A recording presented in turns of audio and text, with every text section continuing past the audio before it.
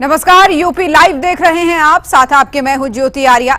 UP मंत्रिमंडल की एक अहम बैठक हुई। मुख्यमंत्री योगी आदित्यनाथ ने इस बैठक की अध्यक्षता की और इस बैठक में कई महत्वपूर्ण फैसले लिए गए, जिनकी जानकारी वित्त मंत्री सुरेश खन्ना ने दी। वहीं प्रदेश में स्मार्ट पार्किंग के लिए नए नियमों को मंजूरी दी गई है और कर्मचारियों के तबादलों के लिए नई नीति की घोषणा भी की गई है। पूरी खबर इस रिपोर्ट में देखिए।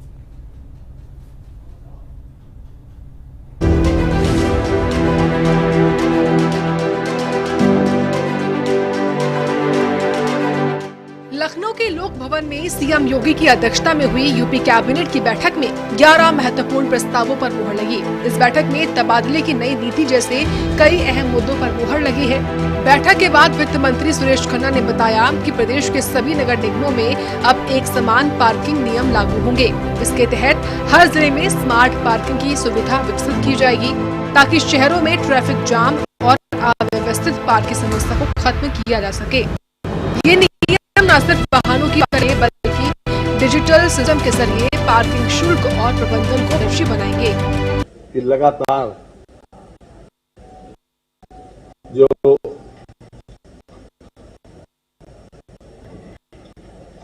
हमारी कनेक्टिविटी बढ़ी, इंफ्रास्ट्रक्चर बढ़ा, तो उसके साथ साथ बसों की संख्या बहुत ज्यादा बढ़ गई और बसें जहां तहां खड़ी होती हैं। यहां तक कि जो यूपीएसआरटीसी की बसें हैं और जो हमारे पुराने बस अड्डे बने हुए हैं, उनमें भी इतनी जगह है कि उसके बाहर भी बसें खड़ी हो जाती हैं। तो आवश्यकता को देखते हुए आज परिवहन विभाग की ओर से ये विशेष नीति प्रख्यापित की गई है, जिसमें विशेष रूप से प्राइवेट पार्टिसिपेशन के माध्यम से ये व्यवस्था की जा रही है कि 2 एकड़ जमीन पर प्राइवेट बस एक स्टैंडिंग बस अड्डे की व्यवस्था की जाए ताकि गाड़ियां उस पर खड़ी हो सकें, क्योंकि कहीं न कहीं गाड़ियों को खड़े करने के स्थान होता है और रात में दिन में कहीं न कहीं बस खड़ी हो जाती हैं, तो उससे दुर्घटना की संभावना भी बढ़ती है और परेशानी भी। इसलिए प्राइवेट पार्टिसिपेशन को शामिल करके इस नीति को आज प्रख्यापित किया गया है। मंत्रिपरिषद ने इसमें सहमति दी। इसके अलावा कैबिनेट ने कर्मचारियों के तबादलों के लिए नई ट्रांसफर पॉलिसी को मंजूरी दी है। इस नीति के तहत तबादलों की प्रक्रिया को और पारदर्शी और व्यवस्थित करने पर जोर दिया गया है। वैश्विक स्तर पे सभी मल्टीनेशनल कॉरपोरेशंस में इस बात पे सहमति बन गई है कि हाई एंड वर्क पे भी भारत में, क्योंकि यहाँ पे इंजीनियरिंग टैलेंट, साइंस का टैलेंट, लॉ के टैलेंट, फाइनेंस के टैलेंट काफी मात्रा में मौजूद है, तो कम पैसे में बेहतर क्वालिटी का काम दे सकते हैं। इसलिए बहुत सारी एमएनसीज अपनी ऑफशोर डेवलपमेंट सेंटर्स यहीं पे स्थापित कर रही हैं। इनको ग्लोबल कैपेसिटी सेंटर्स कहते हैं। इसमें कौन कौन सी तरह की चीजें आती हैं वो ये हैं।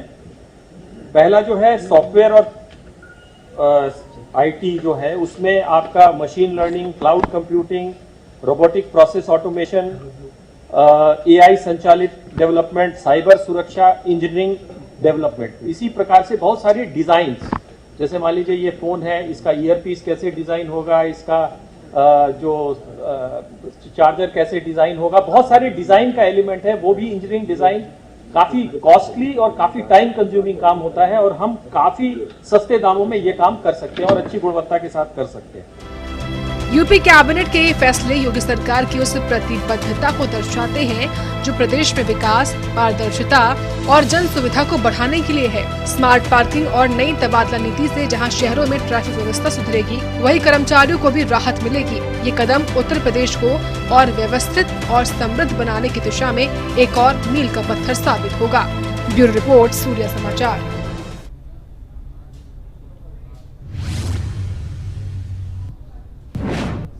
और भारत पाकिस्तान के बीच बढ़ते तनाव के बीच यूपी की राजधानी लखनऊ में सिविल डिफेंस ने युद्ध जैसे हालातों से निपटने के लिए मॉक ड्रिल किया। वहीं लखनऊ की पुलिस लाइंस में ये सायरन की आवाज गूंजते ही लोग फर्श पर लेट गए और सिविलियंस को हमले, आग और घायलों को बचाने की ट्रेनिंग दी गई। ये मॉक ड्रिल देश में 1971 के भारत पाकिस्तान युद्ध के बाद पहली बार इतने बड़े पैमाने पर हो रही है। आइए इस अभ्यास की पूरी कहानी जानते हैं।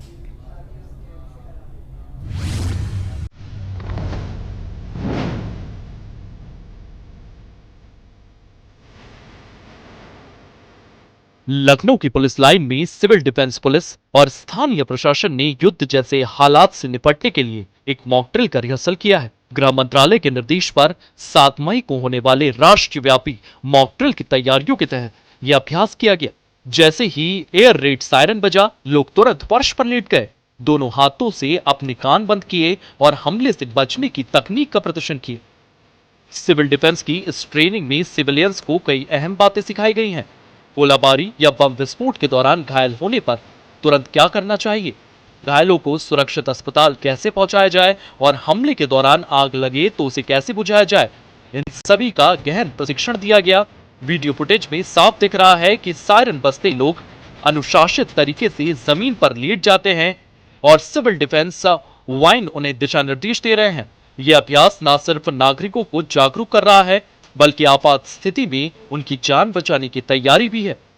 पहलगांव में निहत्थे हिंदुओं पर, पर्यटकों पर हमले को प्रधानमंत्री मोदी जी ने बहुत गंभीरता से लिया है और प्रधानमंत्री जी ने घोषणा कर दी थी कि आतंकवादियों और उनका समर्थन करने वाली ताकतों को मिट्टी में मिलाकर दम लेंगे।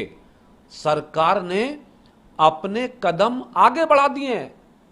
माननीय प्रधानमंत्री जी, गृह मंत्री जी, रक्षा मंत्री जी ने कूटनीति के आधार पर वैश्विक स्तर पर बहुत सारे देशों का समर्थन प्राप्त कर लिया है। पाकिस्तान पर अनेकों बंदिशें लगाकर पाकिस्तान का अन्न पानी रोकने का प्रबंध कर दिया है।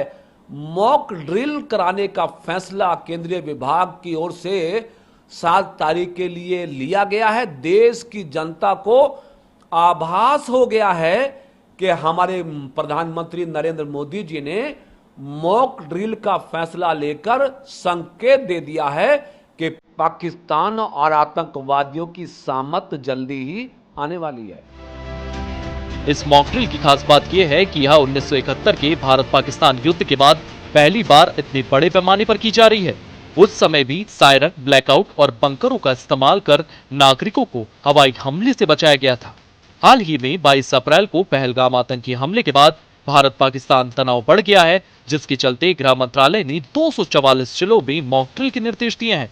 यूपी डीजीपी प्रशांत कुमार ने बताया है कि प्रदेश के 19 जिलों में 7 मई को यह अभ्यास होगा, जिसमें पुलिस, फायर सर्विस और आपदा प्रबंधन की टीमें शामिल होंगी। 7 मई को सिविल डिफेंस के मॉक ड्रिल के संबंध में निर्देश भारत सरकार से प्राप्त हुए हैं। वहां से जैसे 19 जिले आइडेंटिफाइड हैं, जिसमें एक जिला ए कैटेगरी में है, 2 जिले सी कैटेगरी में है, रेस्ट सभी जिले बी कैटेगरी के हैं। लेकिन यहाँ की संवेदनशीलता को मद्देनजर रखते हुए शासन द्वारा ये निर्देश दिए गए हैं कि सभी जिलों में और जितने भी हमारे वर्टिकल्स हैं, जैसे सिविल एडमिनिस्ट्रेशन है, पुलिस एडमिनिस्ट्रेशन है, फायर सर्विसेज हैं, डिजास्टर रिस्पांस फोर्स है, सभी के साथ मिलके ये मॉक ड्रिल और प्रिपेयर्डनेस रखा जाए ताकि आकस्मिकता की स्थिति में हम लोग इन चीज़ों से निपट सकें। लखनऊ में सिविल डिफेंस के चीफ के मुताबिक बताया गया है कि इस ड्रिल का मकसद नागरिकों को युद्ध या आतंकी हमले जैसे हालात में शांत रहकर सही कदम उठाने की ट्रेनिंग देना है। ट्रेनिंग में बताया गया है कि घर में टॉर्च, पानी और जरूरी दवाई तैयार रखें। अगर हमला खुले मैदान में हो तो कैसे शेल्टर लें और घर में हो तो कौन से कोने में छिपे। ये अभ्यास न सिर्फ सिविलियंस को सशक्त बना रहा है बल्कि प्रशासन की तैयारियों को भी परख रहा है। लखनऊ की ये मॉक ड्रिल देश की उस तैयारी का हिस्सा है जो राष्ट्रीय सुरक्षा को और मजबूत करने की दिशा में एक बड़ा कदम है। पहलगाम हमले के बाद बड़ी तनाव के बीच ये अभ्यास देश को एकजुट और सतर्क रहने का संदेश दे रहा है। सायरन की गूंज, ब्लैकआउट की तैयारी और नागरिकों का अनुशासन ये बता रहा है कि भारत किसी भी चुनौती के लिए तैयार है। यूपी के 19 जिलों में 7 मई को होने वाली इस मॉक ड्रिल पर देश की नजरें टिकी हैं। ब्यूरो रिपोर्ट, सूर्य समाचार।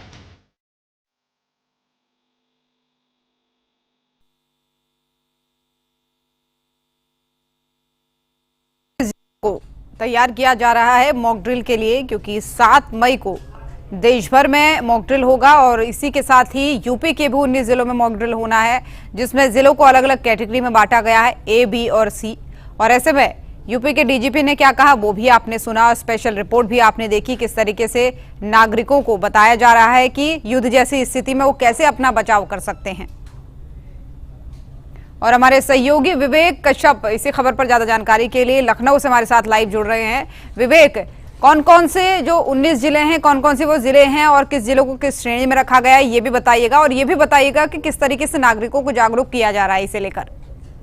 जी बिल्कुल, आपको बता दें कि उत्तर प्रदेश के 19 जिलों में मॉक ड्रिल किया जाएगा कल। वहीं आपको बता दें गोंडा, बहराइच और साथ ही जो नेपाल बॉर्डर से जो सटे जिले हैं वहां पर मॉक ड्रिल किया जाएगा। उन्हें एक ग्रुप में रखा गया और साथ ही जो संवेदनशील जिले उनको ए ग्रुप में रखा गया और जो थोड़ा सा फ्री है वो बी ग्रुप में और शहरी क्षेत्रों को सी ग्रुप में रखा गया। इसको लेकर प्रशासन की तरफ से और पुलिस की तरफ से तमाम जो व्यवस्थाएं वो पूरी कर ली गई और साथ ही ब्लैकआउट की और तमाम जो व्यवस्थाएं हैं वो पूरी कर ली गई है। उसको लेकर जनता से भी बातचीत की जा रही है और जनता में भरोसा दिलाया जा रहा है कि ये एक मॉक ड्रिल सिर्फ और सिर्फ डेली बेसिस के लिए है कि किसी भी प्रकार की कोई स्थिति हो और खासकर युद्ध की स्थिति हो उसमें किस तरह से एक्शन लेना है उसको लेकर बातचीत की और साथ ही लोगों को जागरूक भी किया। वहीं 19 जिलों के जो अति संवेदनशील है इलाके हैं वहां पर जरूर पुलिस की तमाम जो व्यवस्था है, जो पलटन है वो लगे हुए हैं और साथ ही ये मॉक ड्रिल पुलिस की तरफ से भी होगी और साथ ही आर्मी की तरफ से होगी, स्वास्थ्य विभाग की तरफ से भी होगी और साथ ही जो एनडीआरएफ की टीमें हैं या जो फायर ब्रिगेड की टीम है उनकी तरफ भी ये मॉक ड्रिल की जाएगी। तो कहीं ना कहीं कल ये मॉक ड्रिल की जाएगी और पूरे देश में ये मॉक ड्रिल चलेगी, चाहे वो केंद्र शासित प्रदेश हो या फिर जो अन्य प्रदेश हो वहां पर भी। तो इसको लेकर उत्तर प्रदेश में मॉक ड्रिल का जो 19 जिले उनको तय कर दिया गया और पुलिस की जो तमाम व्यवस्था है वो पूरी कर ली गई है। जी बिल्कुल विवेक, वो तो हम साफ तौर पर देख सकते हैं कि किस तरीके से तस्वीरें सामने आ रही हैं, लेकिन ये मॉक ड्रिल को लेकर देश भर में कई जगहों पर बैठकें हुई है। तो यूपी में कौन कौन सी महत्वपूर्ण बैठकें हुई हैं? क्योंकि डीजीपी की भी बाइट हमने जब सुनाई लोगों को तो वो भी यही कह रहे थे कि ये एक मॉक ड्रिल है और डरने की जरूरत नहीं, लेकिन अपने आप को कैसे तैयार कर सकते हैं वो आप इसके जरिए सीखेंगे।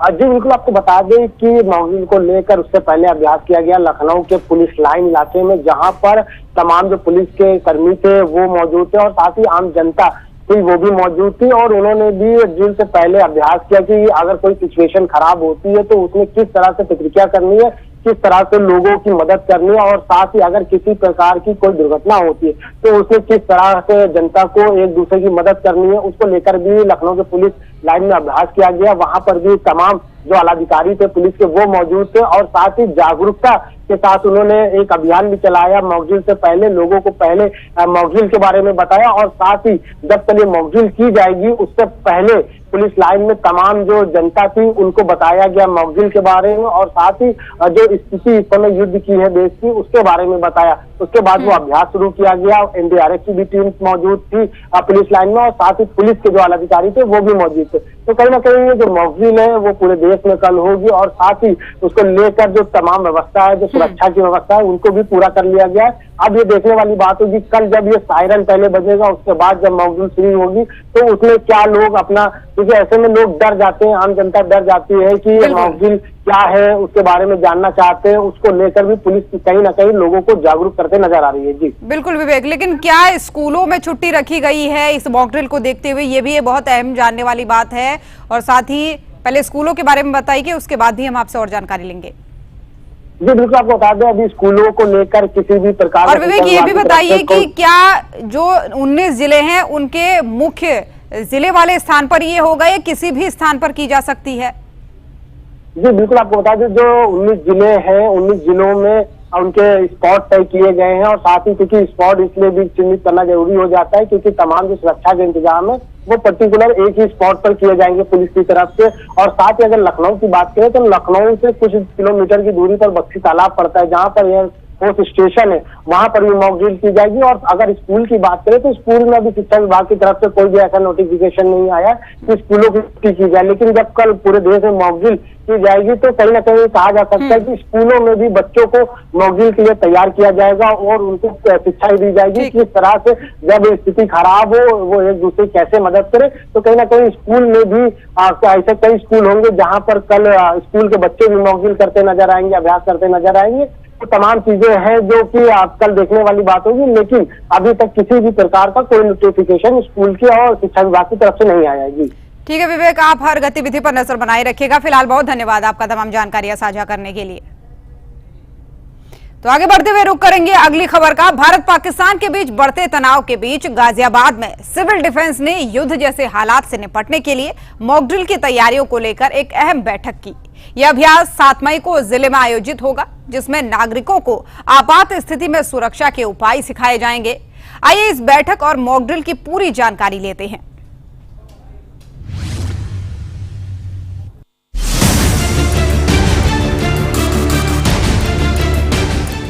गाजियाबाद में सिविल डिफेंस की एक महत्वपूर्ण बैठक हुई, जिसमें 7 मई को होने वाले मॉक ड्रिल की तैयारियों को अंतिम रूप दिया गया। जम्मू कश्मीर के पहलगाम में 22 अप्रैल को हुए आतंकी हमले के बाद भारत पाकिस्तान तनाव को देखते हुए केंद्रीय गृह मंत्रालय ने देश के 244 जिलों, जिसमें गाजियाबाद भी शामिल है, इन जिलों में सिविल डिफेंस मॉक ड्रिल के निर्देश। सिविल डिफेंस के चीफ वार्डन 600 मेंबर्स ने हिस्सा लिया, जहां सायरन आपात स्थिति में बचाव के तौर तरीकों पर चर्चा हुई। इस मॉक ड्रिल में गाजियाबाद के 10 स्कूलों के छात्र छात्राओं को विशेष ट्रेनिंग दी जाएगी। सायरन बजते ही लोगों को फर्श पर लेटने, दोनों हाथों से कान बंद करने और सुरक्षित स्थान की ओर जाने का प्रशिक्षण दिया जाएगा। इसके अलावा गोलीबारी, बम विस्फोट या फिर आग लगने की स्थिति में घायलों को अस्पताल पहुंचाने और आग बुझाने की तकनीकों को भी सिखाया जाएगा। सिविल डिफेंस के 600 मेंबर्स जिले भर में नागरिकों को जागरूक करने और प्रशिक्षण देने में जुटे हुए हैं। भारत सरकार द्वारा निर्देश जारी हुए हैं, टीवी पे भी था और कुछ हमें सर्कुलर भी प्राप्त हुए हैं, जिससे कि सिविल डिफेंस को अपने पूरे देश में मॉक ड्रिल करनी है। इसी क्रम में हम गाजियाबाद में भी अपनी मॉक ड्रिल कर रहे हैं। कल 7 तारीख को हम स्कूल के बच्चों को ट्रेन करेंगे कि हवाई हमले के दौरान आपको कैसे अपना बचाव करना है, और बच्चे अपने घर पे जाके, पड़ोसियों के जाके उस चीज़ों को बताएंगे। इसके अलावा अगर हवाई हमला होता है तो ब्लैकआउट की एक प्रथा रही है हमेशा से, वो ब्लैकआउट की ट्रेनिंग भी हम रात को करेंगे विभिन्न कॉलोनियों में। सर, लोगों को भी किस तरह जागरूक कर रहे हैं? लोगों को हम इस तरह से जागरूक करेंगे कि अगर हमारा सायरन बजता है तो हमले की चेतावनी है।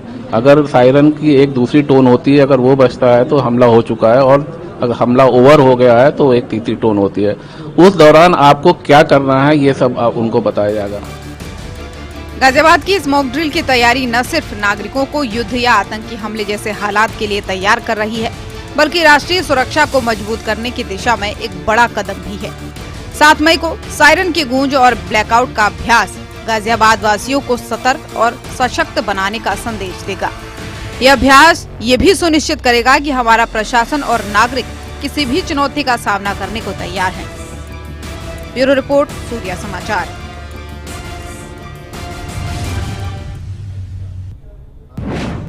और वहीं उत्तर प्रदेश में अपराधियों पर पुलिस का शिकंजा लगातार कसता जा रहा है। फिरोजाबाद में पुलिस और बदमाशों के बीच मुठभेड़ में 3 शातिर चोरों को गिरफ्तार किया गया, जबकि आगरा में ज्वेलर योगेश चौधरी की हत्या और लूट के मुख्य आरोपी को पुलिस ने ढेर कर दिया। दोनों घटनाओं ने एक बार फिर साबित कर दिया कि यूपी की जो पुलिस है वो अपराधियों को किसी भी कीमत पर बख्शने के मूड में नहीं है। आइए इन दोनों मुठभेड़ों की पूरी कहानी जानते हैं।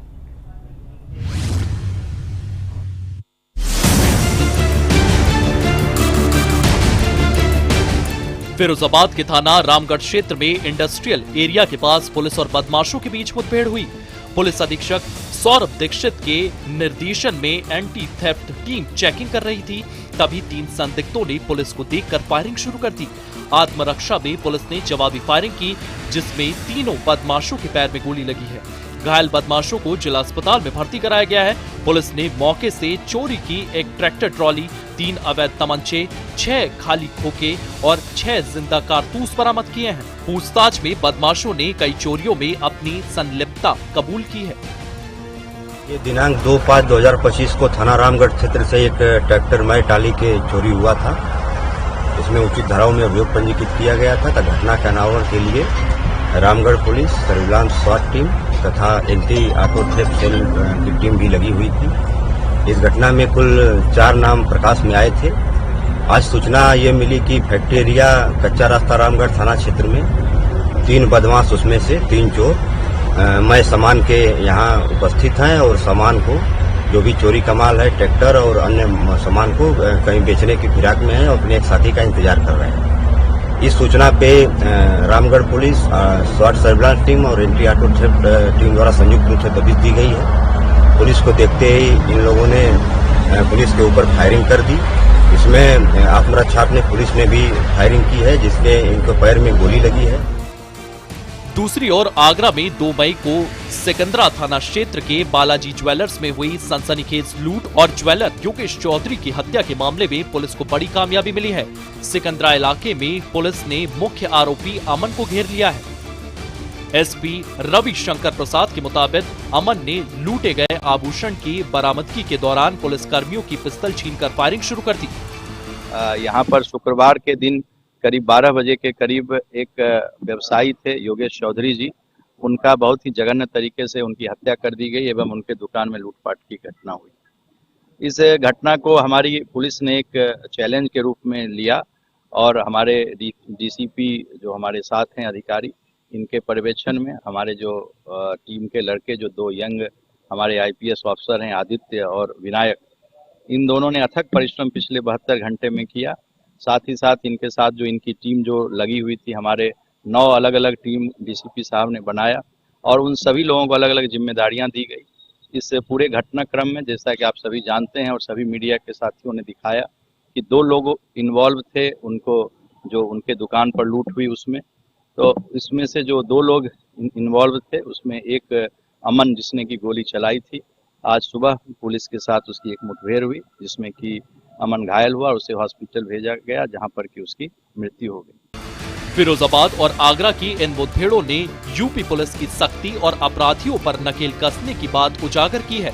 योगी सरकार की 0 टॉलरेंस की नीति के तहत ये कार्रवाई अपराधियों के लिए साफ संदेश है कि कानून से बचना अब नामुमकिन है। फिरोजाबाद में चोरी के गिरोह का खात्मा और आगरा के हत्यारे बदमाश का एनकाउंटर इस बात का सबूत है कि यूपी में अपराधियों की अब खैर नहीं। ब्यूरो रिपोर्ट, सूर्य समाचार।